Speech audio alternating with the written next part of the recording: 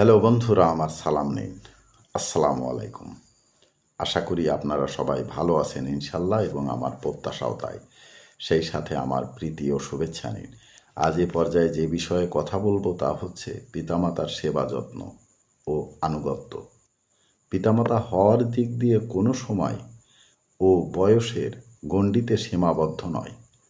মনে রাখবেন, সর্ব অবস্থায় এবং সবসময়ই পিতামাতার সাথে সদ্ব্যবহার করা ওয়াজিব।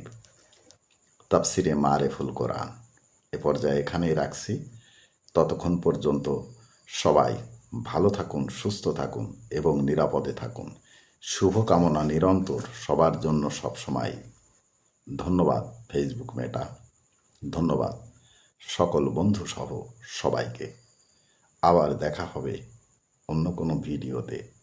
আল্লাহ হাফেজ।